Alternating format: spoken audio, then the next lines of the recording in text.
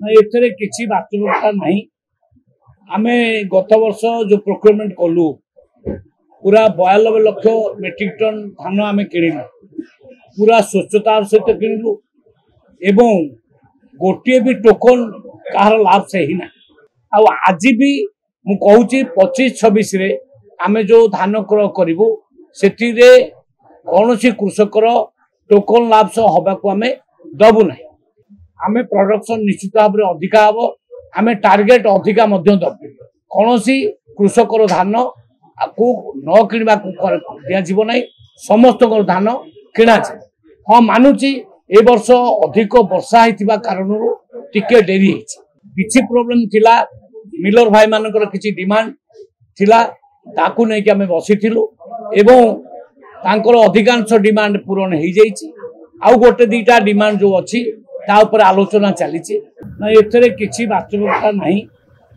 आमे गत वर्ष जो प्रोक्योरमेंट कलु पूरा 92 लाख मेट्रिक टन धान आमे किणिलु, पूरा स्वच्छतार सहित किणिलु एवं गोटे भी टोकन कहार लाभ से ही ना।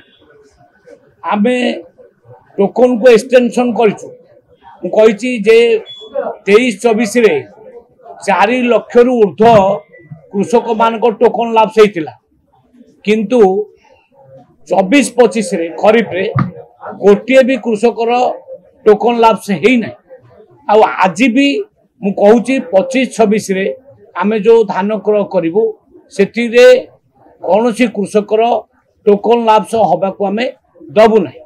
एबे भी आमे जिलापाल मानकु 15 दिन रो अवधि देइछु।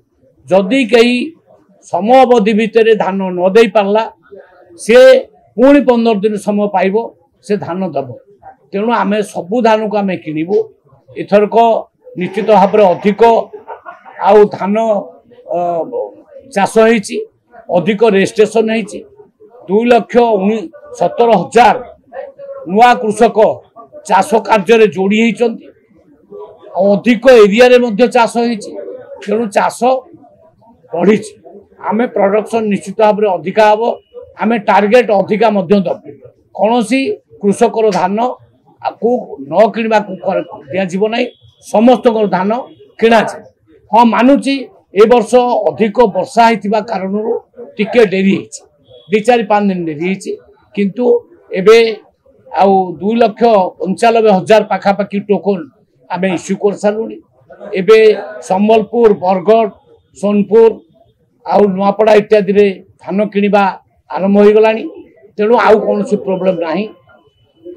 किछि प्रॉब्लम थिला, मिलर भाई मानकर किछि डिमांड थिला, ताकू नै कि आमे बसिथिलु एवं तांकर अधिकांश डिमांड पूरण हो जाइछि।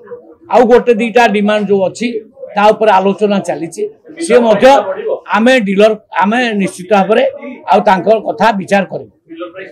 मिलर प्राइस तांकर बढ़िबार जो डिमांड अछि से मंत्री मंडल स्तरीय गोटे टीम अछि, से टीम रे बसिक आलोचना आमे करिबु। से टीम रो जहाँ निष्पत्ति हम से अनुसार आमे डाकिक निश्चित भाव में जणाइदेबु।